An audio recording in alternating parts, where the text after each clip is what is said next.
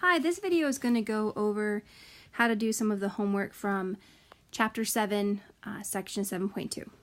So let's look at number 34.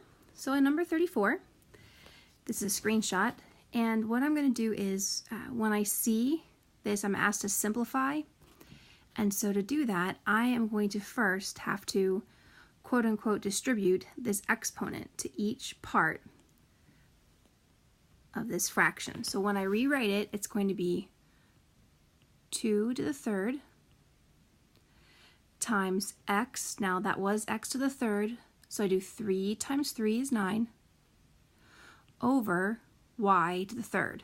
So that exponent of 3 went to all parts of that fraction.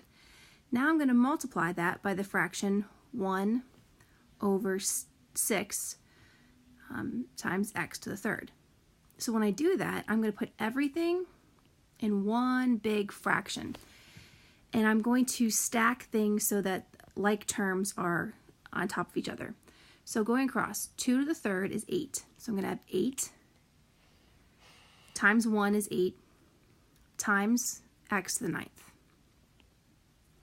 And going across the bottom, I have y to the third times 6 times x to the third. But I can multiply in any order, so I'm going to reorder this. So I have 6 first, 6 times x to the third times y to the third. Now I'm going to simplify it. I'm going to find a common factor in both 8 and 6. So 8 and 6 are both multiples of 2. So I'm going to divide out of 2 in the top and the bottom. I have like bases here with these x's, like bases. So when I'm dividing like bases, you subtract the exponents. And then for y, it doesn't have anything in common. So when I do that, I'm going to go across. So I did 8 divided by 2 is 4. 6 divided by 2 is 3. X to the ninth divided by x to the third would be, I have to do 9 minus 3, and I get 6. Because I subtracted the 9 and the 3. And then y doesn't have a common one, so I just put y to the third down here.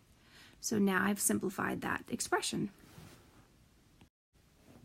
So now I'm going to try number 36.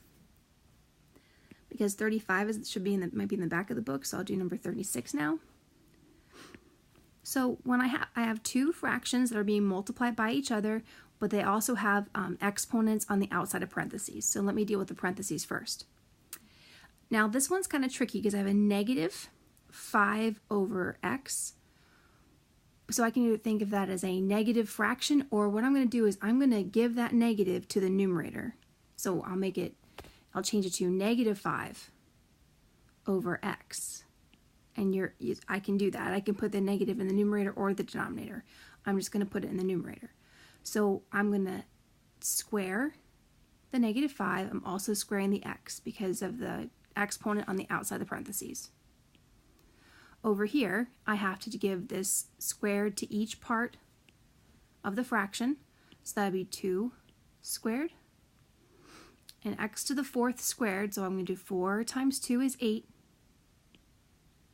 And then y to the third squared would be 6. So 3 times 2 is 6, y to the sixth.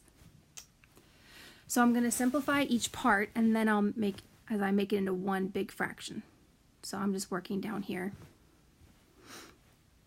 On the first one, I have negative 5 squared is 25.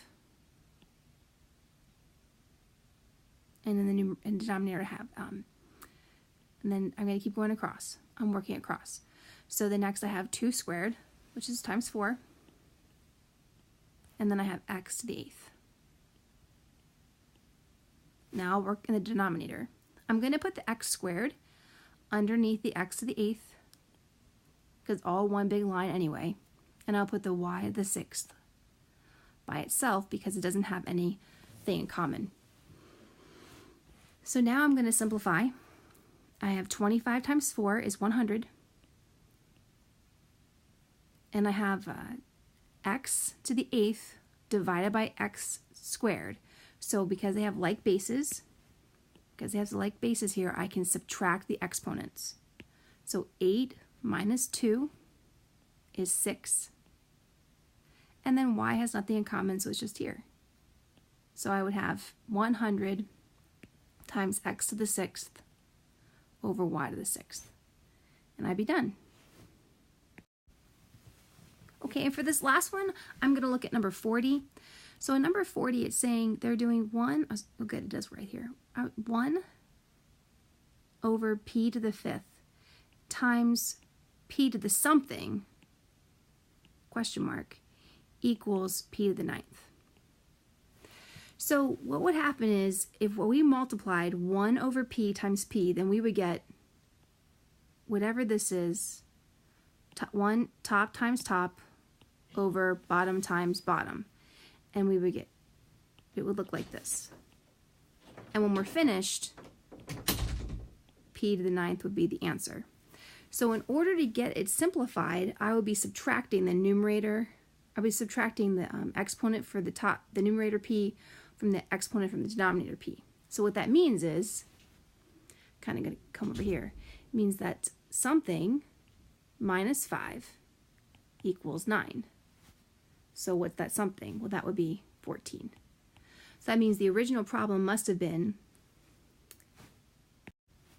p to the 14 over, must have been p to the 14, 1 over p to the 5th times p to the 14. And that's how I got that. So that's what it's asking you to do. It's almost like solving equations. Okay, to sum it all up, here's the steps that you need to do in order to complete those homework problems. Number 1, you need to simplify the fractions that are given at the beginning before multiplying. So distributing the exponent or doing whatever you need to do to simplify the fraction.